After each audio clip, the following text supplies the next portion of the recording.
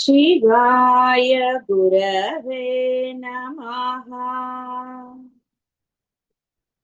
शिवाय गुरवे नमः। शिवाय गुरवे नमः। शिवाय गुरवे नमः। మా సరే, ఎలాంటిదో తెలిసింది కదా, మోక్షాన్ని ఇస్తుందని. అంటే అల్టిమేట్ ఏదైతే నీవు పొందలేవో అత్యంత సులభమైనా కూడా నీ యొక్క జీవ లక్షణాల వల్ల నీవు దాన్ని పొందలేవు. అందువలన ఆ అమ్మని ఆరాధిస్తే ఆవిడ నీకు, అంటే నీ యొక్క ఆ జీవ లక్షణాలని ఆవిడ కంట్రోల్ చేయగలుగుతుంది.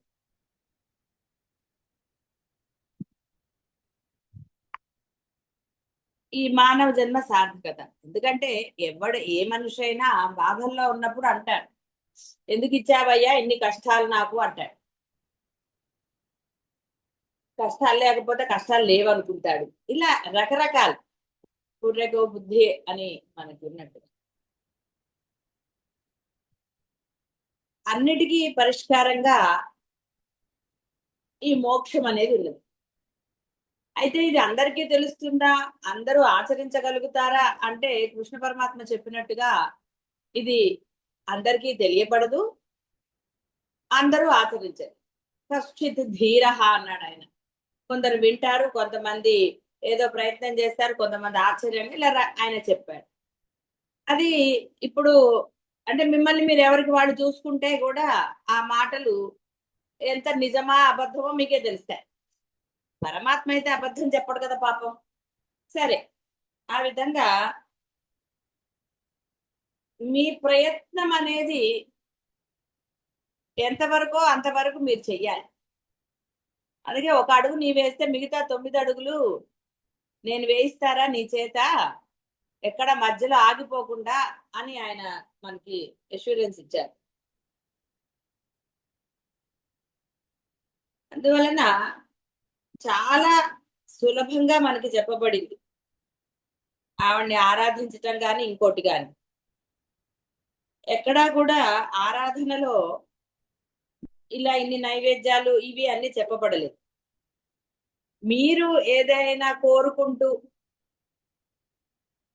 నాకు అది కావాలి అన్న, అంటే ఒక మంకు పట్టుదల ఏదో అంటుంటారు కదా, ఆ తాపత్రయం అన్నప్పుడు మాత్రమే దానికి ఏవో చేసుకోవాలి.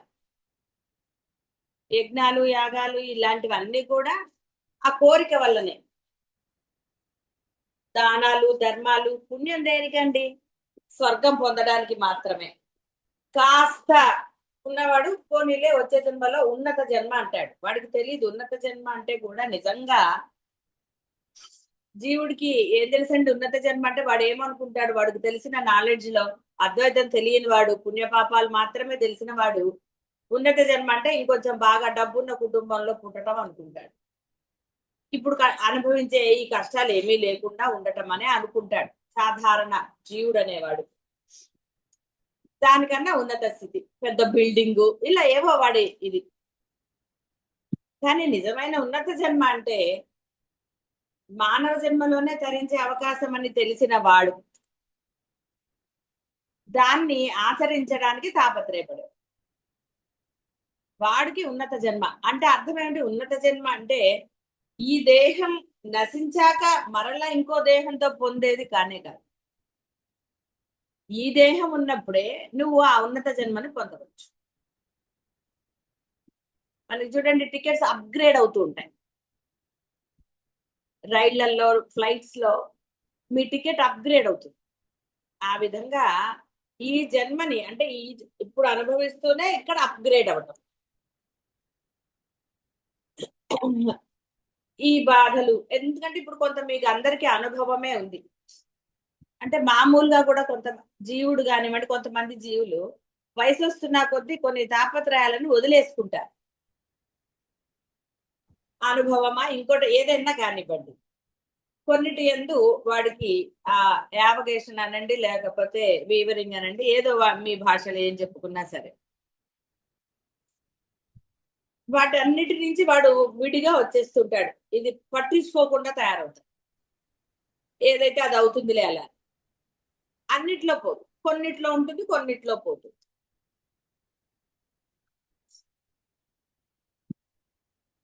రకరకాలుగా వాడి మనసు అటు ఇటుగా మారుతూ ఉంటుంది. అది అట్లా అంటే పూర్ణ వైరాగ్యం వాడు పొందడు. ఎందుకంటే వాడికి ఆ వైరాగ్యాన్ని పొందితే, పూర్ణ వైరాగ్యం వల్ల వాడు పొందేది ఏమిటో వాడికి స్పష్టంగా తెలియదు అనే కన్నా కూడా దాని యందు పెద్ద ఆసక్తి లేకపోవడం. సరే, ఎవరికైతే అవకాశం ఉంటుందో, అంటే ఈ జన్మలోనే ఆ ఉన్నత జన్మ పొందేటట్టుగా, మోక్షం పొందేటట్టుగా ఉంటుందో, వారికి పదే పదే బోధ జరుగుతూనే ఉంటుంది. అయితే దానికి కూడా ఒక లిమిట్ ఉంది. జరుగుతూనే ఉంటుంది అంటే బోధ జరుగుతూ ఉంటే నువ్వు మోక్షాన్ని ఆచరణలో పెట్టినప్పుడు కదా బోధకి యొక్క ఉపయోగం. అంటే ఆ పరమాత్మ ఈ జన్మలో నువ్వు పొందే అవకాశం ఉందిరా అని నీకు పదే పదే గుర్తు చేస్తున్నాడు. నీకు అవకాశం ఇస్తున్నాడు ఇంకా కూడా. నువ్వు దీనికి పెద్ద కష్టపడక్కర్లేదురా, నువ్వు ఆరాధించే ఆ దైవం పట్ల ఈ విధంగా ఉంటే చాలు, నీ ఆచరణలో దోషాలు లేకుండా ధర్మంగా ఉండు చాలు అని చాలా సులభమైనవే చెప్తారు.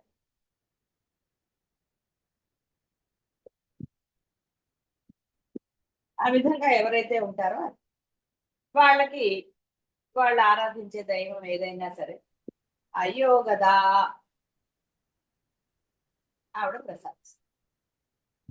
యోగ్య మంత్ర రాజ హఠ ఈ లయ అనే యోగాలు ఏవైతే ఉన్నాయో, ఈ రాజయోగంలో మళ్ళీ 3 విధాలు. అయితే వాటి వివరణ అక్కర్లేదని ఇక్కడ ఇవ్వలేదు వాళ్ళు. 3 నామములు అంటే ఇక్కడ అమ్మవారి ఇంతకు ముందు వచ్చిన నామాలు సరే, అంటే 3 కలిపితే త్రిపుటి అంటారు. ఏవైనా 3 ఉన్నాయి అనుకోండి, 3 అంటే 3 అని అర్థం సంస్కృతంలో. యోగిని అనున్నది అనుభవించు జీవస్వరూపం, యోగము ప్రసాదించు ఈశ్వర స్వరూపం, యోగ్య అనుభవ సాధనము యోగమును భాగము. ఇక్కడ యోగిని, యోగద, యోగ్య ఈ 3 నామాలు. అంటే మనం మామూలుగా చెప్పుకుంటాం ధ్యాన ధ్యాతృ ధ్యేయ రూపాలు. ధ్యానించేవాడు, ధ్యానించబడే వస్తువు, ధ్యానించబడుతున్నది. అంటే దేన్ని పొందడానికి వాడు ధ్యానం చేస్తాడు. చేసేది, చేయించేది, చెయ్యబడేది అని ఏవైతే మనకి 3గా చెప్పబడుతున్నాయో అన్ని కూడా మామూలుగా అద్వైతంలో 3 ఉంటాయి, సత్వ రజస్తమో గుణాలు ఇది. కాబట్టి ఈ 3 కూడా యోగిని అంటే మీరు యోగిని అంటే అర్థం చెప్పుకున్నాం కదా, ఏకత్వం పొందిన వాళ్ళు, ఈ జీవ స్వరూపం, జీవుడు అనేవాడు ఉన్నప్పుడు కదా అడగాలి. తర్వాత యోగము ప్రసాదించి ఈశ్వర స్వరూపము యోగద, యోగ్య అనుభవ సాధనం అంటే వీడు ఆచరణ పెట్టాడు. ఏకత్వం పొందేశాడు, పొందిన తర్వాత కూడా ఆచరణ ఉండాలి కదా. ఏకత్వం పొందానని చెప్పి మళ్ళీ విడిగా ఉంటారు ఏంటండి? నడకొచ్చాక కుంటుకుంటే నడవరు కదా. అందుకని ఇక్కడ ఈ 3 అంటే పొందటము జీవుడు యోగి అయ్యాడు, అర్హత పొందాడు. తర్వాత ఆ ఈశ్వరుడు ఆయనకి ఆ మోక్షాన్ని ఇచ్చాడు. ఇచ్చిన తర్వాత సాధనము యోగాన్ని వాడు ఇంకా ఆచరిస్తూనే ఉంటాడు. అంతేగాని పొందేశా కదా అని రమణ మహర్షి మళ్ళీ వెళ్ళిపోయాడండి, వెళ్ళలేదు. అంటే ఆ స్థితిలో ఉంటారు. పెద్ద బిల్డింగ్ కట్టుకున్నవాడు మళ్ళీ పోయి పూరి గుడిసెలో ఉంటాడండి, ఉండడు కదా. బిల్డింగ్ కట్టుకుందే వాడు ఉండడానికి. సరే లేదండి డబ్బులు వస్తాయని చెప్పి కట్టాను, నేను ఇక్కడే ఉంటానంటే అసలు మనం చేసేది ఏమిటి. కాబట్టి అలాంటి వక్రంగా ఆలోచించకుండా మనం ఆ ఒక మార్గంలో పాజిటివ్ గా ఆలోచిస్తాం. జీర్ణ వస్త్రాలు ఎవరండి? మంచి వస్త్రాలు ఉన్నవాడు జీర్ణ వస్త్రాలు ధరించడు, మంచివే ధరిస్తాడు. అదే విధంగా ఈ ఏకత్వం పొంది ఆ పొందడానికి కారణమైన ఆ ఈశ్వరుడు నీలో ఉండిపోతాడు. ఇక ఆచరణ అదే అవుతుంది సాధన. సాధన అంటే ఆచరణ. ఈ మూడు యోగ్య, ఈ త్రిపుటి స్వరూపమైనది ఆ పరమేశ్వరుడు కాబట్టి అమ్మది. శివశక్తి సామరస్యమే యోగము. శివశక్తి ఐక్య రూపిణి, ఇద్దరికి అభేదం. శివ శివ కాబట్టి ఇద్దరు అభేదం. అభేదం అంటే పొందే స్థితి కూడా యోగ్యము, యోగా, యోగద, అభేద స్థితి. అందుకే నువ్వు ఆరాధించే దైవము నీవు ఒకటే అన్న భావన కలిగిన నాడు నీవు యోగిని. ఏకత్వం అంతా ఉన్నది అదే, ఆ పరబ్రహ్మమే, అన్యము లేదు. కాబట్టి యోగ్య అనే పదం పరమేశ్వరియే, వేరే అర్థమే లేదు దీనికి. ఇంతకన్నా అతిశయమగు యోగ యోగ్య పదార్థము ఎక్కడా లేదు. యోగ స్వరూపమే అమ్మ. అర్ధార్థులకు భక్తులందరూ ఏదో ఒక అర్ధ నిమిత్తమే దేవతలని ఆరాధిస్తారు. అర్ధ నిమిత్తం అంటే కోరికతో, ఒక్కొక్కరిది ఒక్కొక్క కోరిక, రకరకాలు. అందరూ ఒకేలాగా ఉండవు కదా, ఒక్కొక్కరిది ఒక్కొక్క ఆరాధిస్తారు. ఆ దేవతకి ఆ ఫలదాయ శక్తి కలదని ఆరాధించి, అనగా ఆ దేవత వలన తమకు ఆ యోగ ప్రాప్తి కలుగునని సేవించి అవాంఛితార్థములను పొందుతారు. ఫలమే పరమేశ్వరి సర్వదేవతా స్వరూపిణి అయి సర్వ యోగదాయక శక్తి సంపత్తి కలది అనుట యోగ్య. కాబట్టి అందరిలో ఉన్నది ఆవిడే. ఆ రూపాల్లో ఎవరు ఏ రూపంలో ఆరాధించినా సకల జీవరాశులు ఆవిడే అన్నది మళ్ళీ అనుమానం. దేవతా స్వరూపాలైతే అసలు అనుమానమే లేదు. అన్ని అక్క పరబ్రహ్మ స్వరూపాలు. ఇక్కడ అమ్మే పరదైవంగా ఉంది కాబట్టి ఆ దేవతా స్వరూపాలన్నీ కూడా ఆ అమ్మే. యోగానంద అప్పుడు అంటే ఈ త్రిపుటి యోగిని, యోగద, యోగ్య, ఈ మూడు కలిపితే పొందేది యోగానంద. బ్రహ్మానందమే. యోగానంద అంటే ఏకత్వ ఆనందం. ఒక్కళ్ళే ఉన్నప్పుడు చూడండి ఎంత ఆనందంగా ఉంటారు. భయం లేని వాడు ఒక్కడే ఉన్నాడు అనుకుందాం, ఎక్కడో అక్కడ ఎంత ఆనందం అండి వాడికి. హాయి, షేరింగ్ లేదు, భయం లేదు, హాయిగా వాడు ఇష్టం వచ్చినట్టుగా వాడు ఉంటాడు. ఒక ఆనందం. కొంతమంది పిల్లలు చూడండి, వాళ్ళతో వాళ్ళు ఆ బొమ్మలతో వాడే ఆడేసుకుంటూ ఉంటాడు పరమానందంగా. అదే యోగానంద, ఆ బ్రహ్మానందం. బ్రహ్మం ఎప్పుడు ఒకటేనండి, అనేకమైనా కూడా మనం 2-3 రోజుల నుంచి చెప్పుకున్నట్టుగా ఏ తల్లి తండ్రి అంటే చెడ్డవాళ్ళైతే పిల్లల్ని చెడ్డగా పెంచుతారు, కానీ మంచివాళ్ళు మంచిగానే ఉంచుతారు కదండి. అమ్మ దుర్మార్గుల్ని ఆవిడే పుట్టించింది, మంచి వాళ్ళని ఆవిడే పుట్టించింది. అందరినీ ఆవిడే కదండి. క్రూర జంతువులను ఆవిడ తీరిక కూర్చుని బాధపడుతుందా నేను ఎందుకు ఇలా చేశానని? ఆవిడ లీల అది, అంతే. కానీ ఈ జీవుడు అనేవాడు, వాడికి వయసు అనండి, లేకపోతే ఇదనండి, ఏదన్నా అనండి, వాడు మారిపోతూ ఉంటాడు. వాడి బుద్ధి మారిపోతూ ఉంటుంది. రకరకాల ఇలాగే అవుతారు అలాగే అవుతారు అనడానికి లేదు. పండిత పుత్ర పరమసుంఠ అనేది లేదండి. తండ్రి చదువుకున్నాడు, బాగా పెద్ద పండితుడు అని పిల్లలు పండితులు అవ్వాలని రూల్ ఎక్కడుందండి? ఏమీ లేదు. అలాగే మంచి వాళ్ళకి మంచి వాళ్ళే అని ఎలా ఉంటుందండి? లేదు. చెడ్డ వాళ్ళకి మంచి పిల్లలు లేరా? మంచి పిల్లలకి అంటే ఇది సృష్టి రహస్యమా లీల? ఎందుకండి దాని గురించిన చర్చ అక్కర్లేదంట. అంటే బాధపడటం అనవసరం.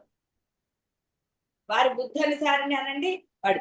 ఇంకా మళ్ళీ కొంతమంది దాన్ని కర్మగా భావించుకుంటూ ఉంటారు. ఏం చేస్తారులేండి, మా కర్మ ఇలా ఉందంటారు. అసలు ఎందుకంటే అలా అనుకోవటం? హాయిగా ఆరాధించే దైవం పట్ల అనన్య భక్తి కలిగి ఉండాలి, కానీ ఈ నశించే వాటి పట్ల ఏ భావమో దేనికి? భావం ఉంటే బాధ, భావం లేనప్పుడు బాధ ఎక్కడిది?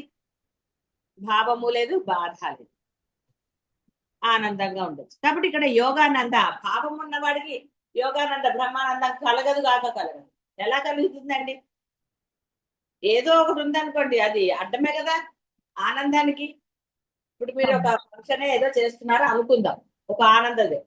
కానీ ఏదన్నా కొంచెం విఘ్నమో ఇంకోటి ఏదన్నా ఉందని మీకు అనిపించిన లోపల, మీరు పూర్ణానందం పొందుతారా? ఏమిటోనండి అంత బానే ఉంది కానీ ఎక్కడో చిన్న భయం కలుగుతుంది, ఏదో జరుగుతుందేమో అని అని అనుకోరు. జరుగుతుందో లేదో వీడికి తెలియదు. వీడు అనుమానంతో వాడు ఆ ఆనందాన్ని పొందలేడు. చెప్పని వాడు ఒక్కడే చెప్పాడు అనుకోండి, అందరికీ టెన్షన్ ఇంకా ఉంటుంది కదా. పరమాత్మ నమ్మిన వాడికి ఎందుకు భయం ఉంటుందండి? ఆయన చూసుకుంటాడు ఏది జరిగినా. లేదా ప్రతిదీ వీడికి టెన్షనే కదా, ఎలా జరుగుతుంది, ఏమవుతుంది. ఇక వాడికి ఆనందం ఎక్కడి నుంచి వస్తుంది? నవ్వుతూనే మాట్లాడతాడు, నవ్వుతూనే ఉంటాడు, కానీ వాడికి ఆనందం కలగదు. యోగములు పలు రకాలు. భక్తి యోగము, కర్మయోగము, జ్ఞాన యోగము, మంత్రయోగము, రాజయోగము, హఠయోగము, లయ యోగము, ఇలా రకరకాలు. పరమాత్మ అంటే కృష్ణ పరమాత్మ మనకి 3 యోగాలు చెప్పాడు అక్కడ: భక్తి, కర్మ, జ్ఞానం. అర్జునుడు, నాయన ఏది శ్రేష్టమో చెప్పు, నువ్వు ఇన్ని చెప్తున్నావు, నా వల్ల కాల్పోమని. కాబట్టి జ్ఞానమే అసలైనది అన్న. అక్కడే నువ్వు యోగాన్ని పొందగలుగుతావు, ఏకత్వాన్ని పొందగలుగుతావు. ఏకత్వం పొందిన వాడికే ఆ యొక్క బ్రహ్మానందం లభిస్తుంది. లేదా జనకరాజు ఎందుకంటే అంత కష్టపడటం, అదే ఈ రికార్డులో అంత సులభంగా పొందేది నేను ఎందుకు పొందలేకపోతున్నానని. ప్రహ్లాదుడికి ఎందుకు విష్ణుమూర్తి వచ్చి బోధ చేశారు? రాముల వారికి ఎందుకు అది కలిగింది? అప్పుడు రాముల వారు చిన్నపిల్లవాడే. ఆయనకి ఏమిటి ఈ యొక్క ఇదని ఆ తపన కలిగింది. ఆ తపనతోటి అతను అన్ని మానేశాట, భోగాలన్నీ మానేశాడు. అప్పుడు తండ్రికి చింత కలిగింది, ఇదేమిటి వీడు రాజు కావాలి, ఇలా అన్ని వదిలేస్తున్నాడు, ఇలా అయితే ఎలాగా అని దిగులు పట్టుకుందారు. ఆయనకి విపరీతమైన ప్రేమ కదా పిల్లలని. మోహన్ చూడండి ఎంత పని చేస్తుంది. కాబట్టి ఆయన అంటే ఇక్కడ ఈ మోహంతో గురువుని పిలిచాడు. ఏమిటి నేను అతని ఇవి తీర్చలేకపోతున్నాను, ఏమిటేమిటో అంటున్నాడు, వాటికి సమాధానాలు నా దగ్గర లేవు అని గురువుని పిలిచాడు.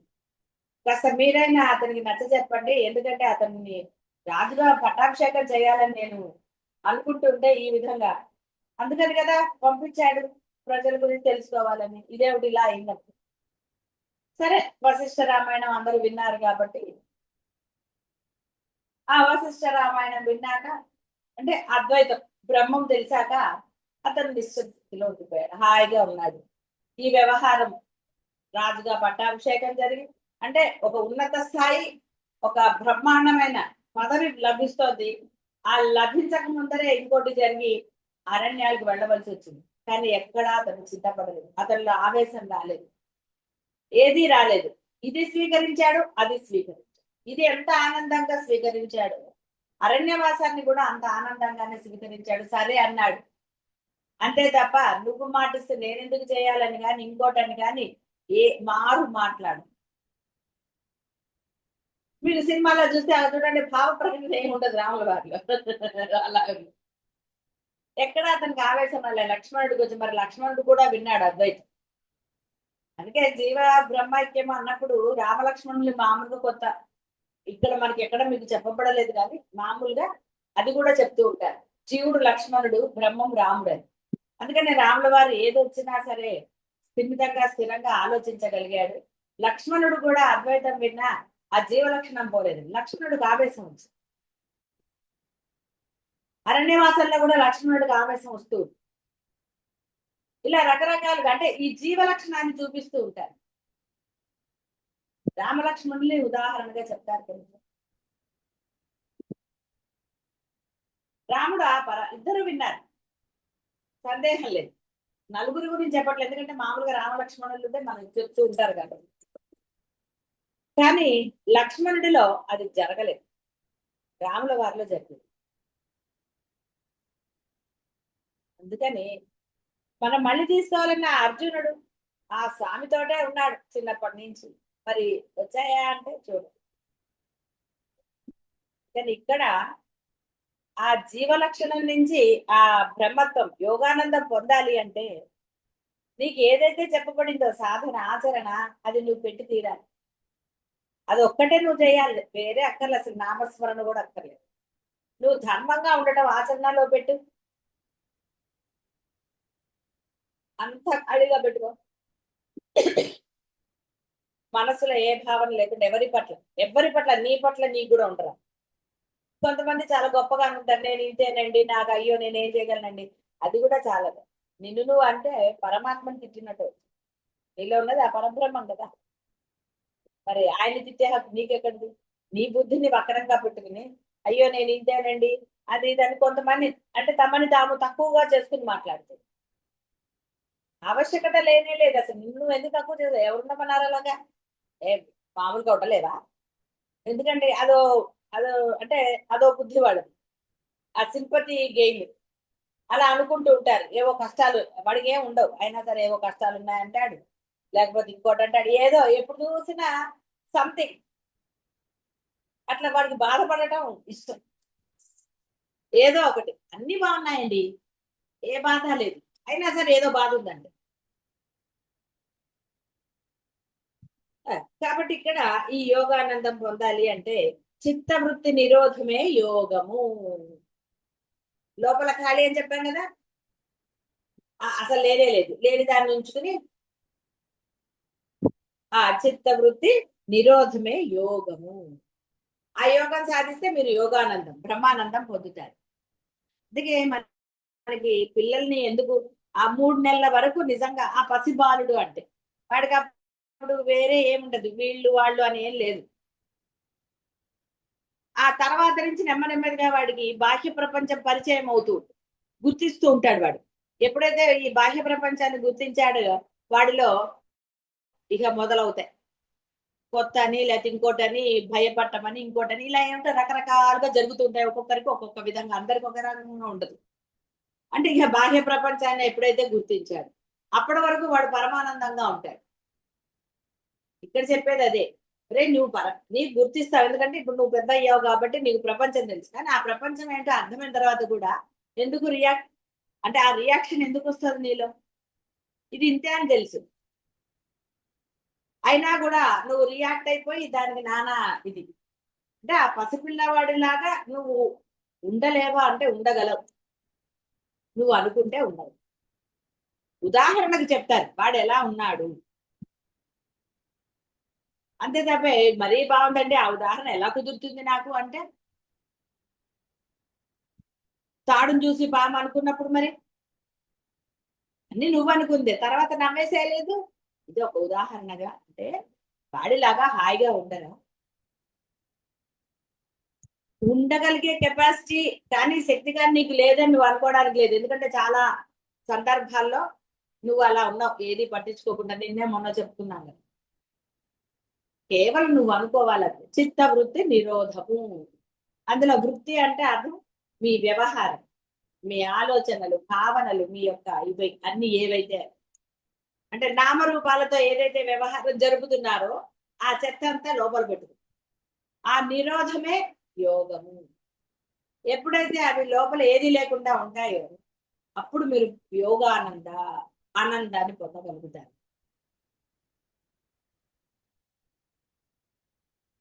యోగ చిత్తవృత్తి నిరోధం. ఇందుకు మైత్రి, కరుణ, ముదిత. ముదిత అంటే ఆనందం, ఉపేక్షల సాధన అవసరము. చూసారా, మైత్రి, కరుణ, ముదిత, ఉపేక్ష.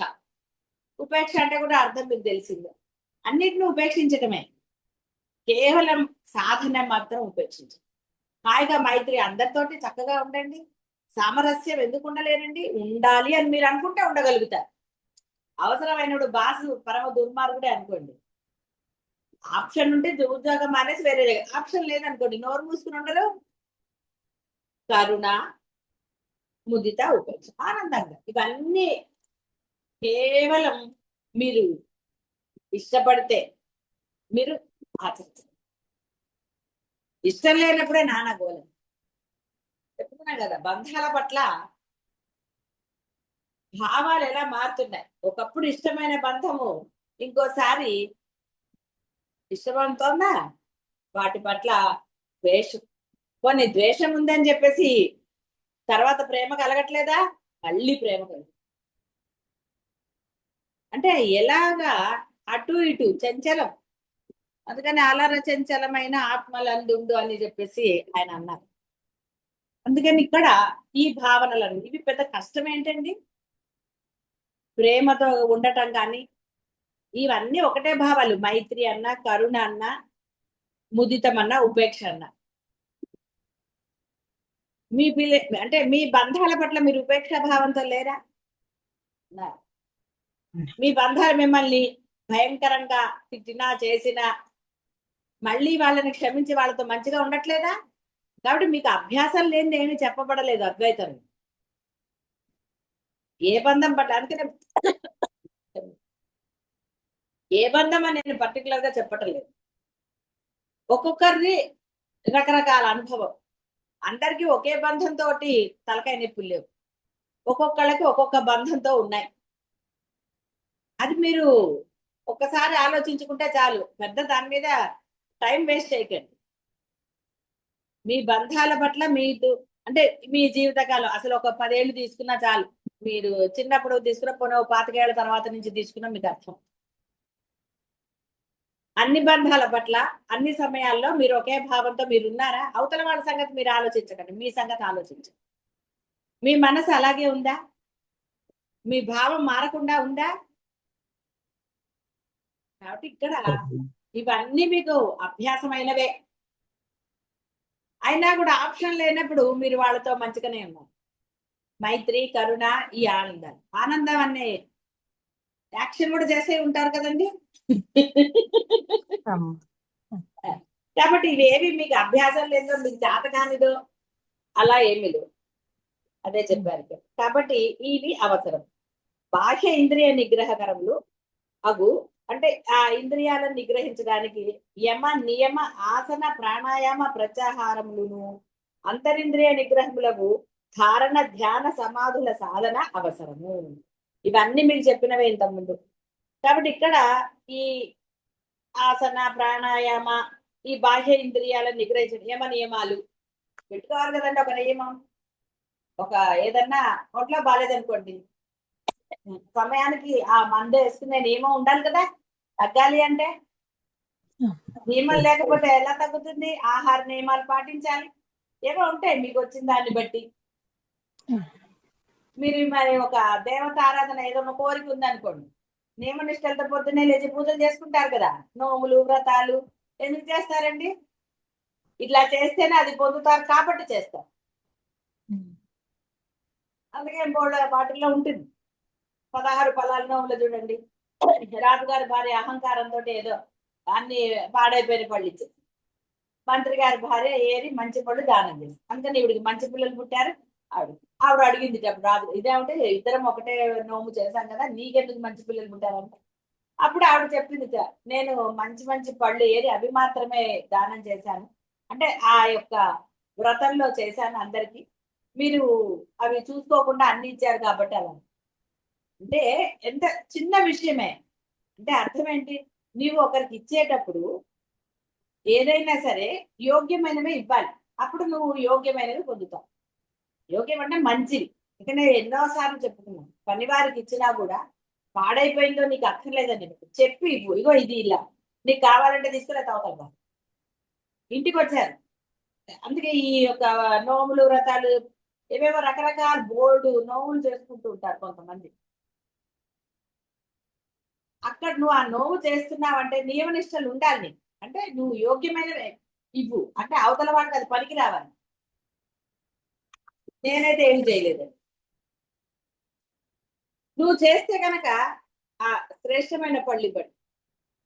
అంటే ఆ నోములో ఏది ఇవ్వాలని నిర్ణయించబడిందో అవి మీరు శ్రేష్టమైనవి ఇవ్వాలి అవతల వారు. ఎంత నవ్వు వచ్చేదా నీలో ఉన్నప్పుడు రకరకాలుగా అందరు చేసుకుంటూ ఉంటారుగా. నాకు అర్థమయ్యేది కాదు ఎందుకు ఈ నోము చేసుకోవటం వీళ్ళు. ఎందుకంటే నువ్వు నోములో ఒకటి ఆశించి నోము వదిలిపెట్టావు, అవతల వారికి ఇస్తున్నావు. ఒక పరమేశ్వరి రూపంగా కాళ్ళకి నమస్కారం చేస్తారు కదా, పసుపు రాస్తారు, అవన్నీ చేస్తారు. మరి ఇచ్చేటప్పుడు చూసారా, అదే కదా దానం అన్నా ఇంకో. అందుకనే నియమనిష్టలు అవసరం. నువ్వు చేయలేకపోతే ఇవ్వలేకపోతే ఎందుకంటే ఇవ్వటం, పళ్ళు ఇస్తారు, ఆ పండు తినే యోగ్యం ఉండదు, ఇక పువ్వులు ఇస్తారు, కనపడ్డ పువ్వు కోసుకొచ్చి ఇస్తారు, అలాంటి పువ్వులా ఇచ్చేది, ఎంత నవ్వొచ్చేదో. ఇక ఆ పసుపులు ఇస్తారు, కంపు కొట్టుకుంటాయి, ఎందుకు పనికిరాదు ఆ పసుపు, ముందే చేసేస్తారనమాట, ఉండలు చేస్తారు వాటిని. ఎందుకంటే అలాగా, దానివల్ల దోషం వస్తుంది తప్ప నీకు అక్కడ ఆశించిన ఫలితం రానే రాదు. ఒట్టిగా లెక్కకి నేను ఇన్ని చేశాను అని చెప్పుకోవడానికి తప్ప దేనికి పనికిరాదు. అందుకని అలాంటివి చెయ్యక్కర్లేదని. అందుకని ఈ ఇంద్రియ నిగ్రహ క్రమంలో యమనియమ ఆసన ప్రాణ, ఆసన అంటే కాస్త స్థిరంగా కూర్చుని ఏదన్నా చెయ్యి, ఆ తర్వాత అంతరకరణాలకు చెప్పు. కాబట్టి ఇక్కడ ఇవన్నీ అయిన తర్వాత అంతరింద్రియ నిగ్రహంలో అంటే నీవు బయట ఈ నియమాలను పాటిస్తే ఈ ధారణ ధ్యాన సమాధి, సమాధి అంటే కూడా నిశ్చలంగా కూర్చోవడం, ఇవి నీకు వస్తాయి. బాహ్యంలోనే ఏది లేకపోతే ఇక వేరేది ఏముంటుందండి, ఏదీ లేదు. భగవంతుడి దగ్గర 5 నిమిషాలు కూర్చోగలవా? కూర్చున్నంతసేపు పక్కన సెల్ చూస్తారు, ఇప్పుడు సెల్ ఫోన్లు వచ్చాయి కాబట్టి, లేకపోతే ఎవరినో పిలుస్తుంటారు, ఈ వాడి గోలంతా. పరమాత్మ పూజ చేస్తున్నావు, నియమంగా అక్కడ కూర్చో, అటు ఇటు దిక్కులు చూడకు, ఎదురుగుండా పరమాత్మ ఉన్నాడని ఆయన్ని భావన చేస్తూ ఆయనతోటి మాట్లాడుతున్నట్టుగా నీ స్తోత్రాలు చదువు, అది నీకు ఏదైనా ఉపయోగపడుతుంది. వ్రతాలు నోములు అన్నీ అంతే, నువ్వు ఏదన్నా చేసావా పరమాత్మ ఉన్నాడన్న భావన అంటే దృఢంగా పెట్టుకుని చేయి, అంతే తప్ప దాని దారి దాంతే నా దారి నాదే అంటే నువ్వు చేయడం అనేది శుద్ధ దండగ. అంటే ఒక ఆహా నేనే చేశాను అన్న దానికి తప్ప దేనికి పనికిరా, ఆడంబరం ప్రగల్భాలు అన్నాడు కదా ఆయన, అంతే. చెప్పుకోవడానికి, చెప్పుకోవడానికి ఎందుకంటే అంత కష్టం. సరే, ఇవన్నీ జీవ లక్షణాలు, ఇవి ఉంటే కుదరదు కాబట్టి ఇక్కడ చెప్పారు చిత్తవృత్తి నిరోధం జరగాలి, అప్పుడే ఈ యొక్క ఇవన్నీ కూడా సమాధి ఇవన్నీ జరుగుతాయి. యోగము వలన చిత్తశుద్ధి, చిత్తశుద్ధి వలన జ్ఞానానందాలు కలుగు.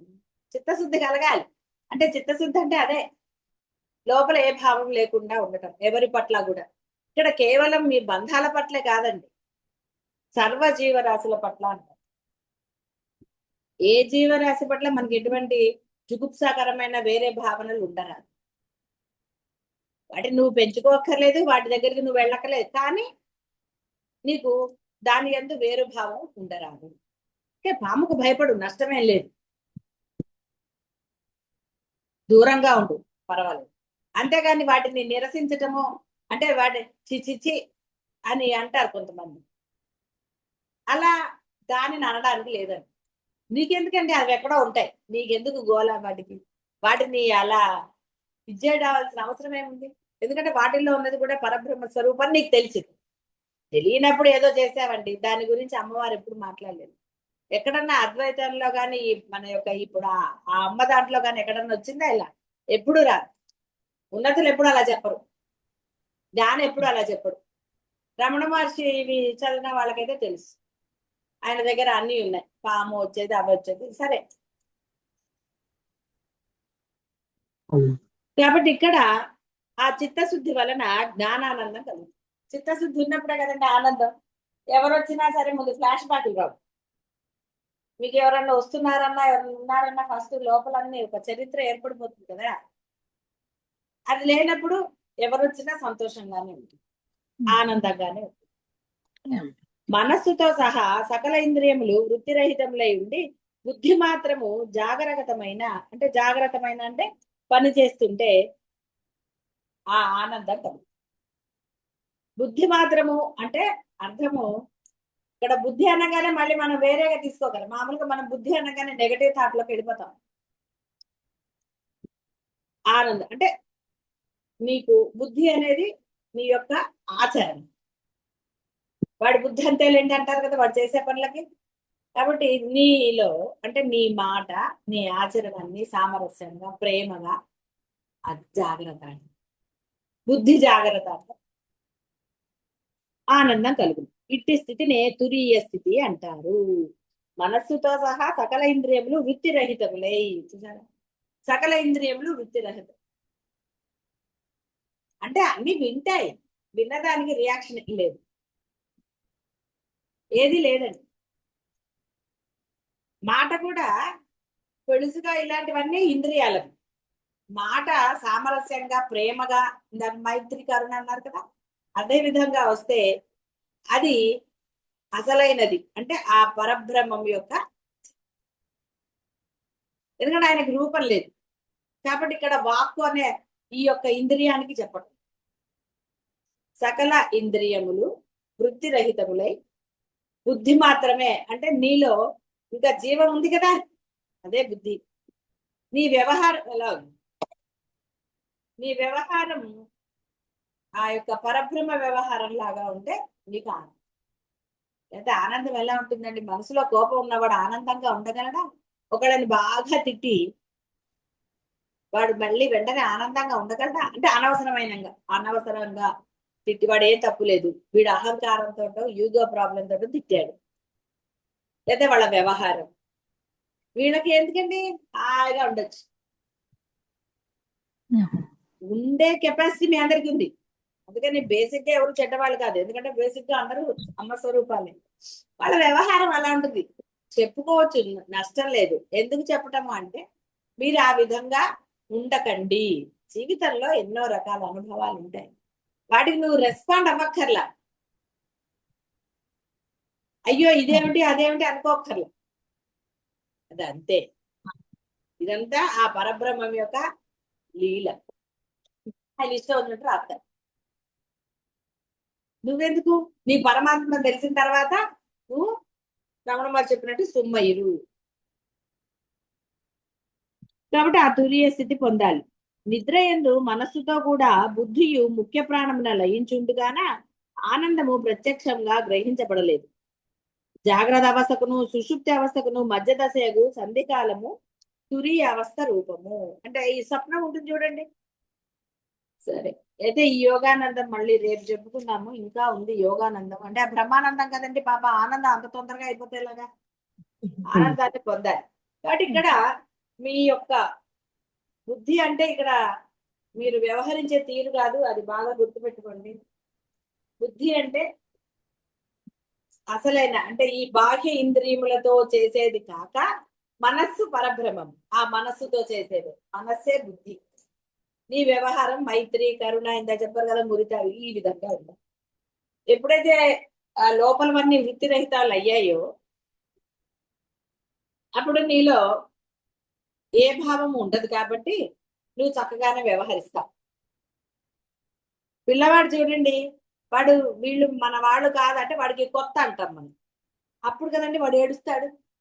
అది తెలిసేవాడికి వాడు ఎవరెత్తుకున్నా ఆనందంగానే ఉంటాడు. అంటే వాడిలో ఒక భావం వచ్చేసింది, వీళ్ళు వేరే వాళ్ళు, నా వాళ్ళు కాదు అన్న ఒక బుద్ధి ఏర్పడినప్పుడు వాడు ఏడుస్తాడు. కొంతమందికి అది ఉండదు, వాళ్ళు ఎవరెత్తుకున్నా ఆనందంగా ఉంటారు, అందరితోటి చక్కగా ఆడుకుంటారు, అన్ని చేస్తారు. అది ఇది నీళ్ళు ఆ భావం. కొత్త అంటే ఇక్కడేమో పిల్లవాడికి మనం అన్వయించాం కాబట్టి కొత్త అనేది చెప్పాం. ఇక్కడ మీకు కొత్త అని కాదు, ఒక భావం మీలో ఏర్పడింది అవతల వాడి గురించి, వీళ్ళు మంచి వీళ్ళు చేయాలి. అవి కూడా మీలో మార్పు అంటే చెందుతూనే ఉంటాయి కదా. మీకు ఇష్టమైనప్పుడు వాడి ఎందుకు ప్రేమ కలుగుతుంది, అంటే మీకు ఇష్టంగా వాళ్ళు ఉన్నప్పుడు ఎన్నండి గోలలు బాహ్యం అనేకంగా చెప్పాల్సి వస్తుంది. అందరి బుద్ధి ఒకలాగా ఉంటుంది. అంటే ఆ బుద్ధి అంటే మీ ఆచరణ. ఆ ఆచరణ ఎప్పుడు కూడా మైత్రీకరణ ఇలాగే ఉండాలి. ఉన్నప్పుడు మీకు ఆ ఆనందం కలుగుతుంది. అంటే ఆనందంగా ఉండడానికే మీ ప్రయత్నాలు ఉంటాయి. కాబట్టి మామూలుగా ఈ బాహ్య ఆనందం అనేది మీరు ఎన్ని ఖర్చులు పెట్టినా, కోట్లు ఖర్చు పెట్టినా, ఆనందం అనేది క్షణికంగా మాత్రమే ఉంటుంది. చెప్పుకున్నాం కదా, ఏసీ వేస్తే కొంతసేపటికి ఏమవుతుంది, అలా బాహ్యమైన మీకు ఆనందాన్ని ఇచ్చేవి ఎప్పుడు సంపూర్ణమైన ఆనందాన్ని ఇవ్వవు. కాబట్టి ఈ ప్రయత్నం చేయండి. శుభం భూయాత్.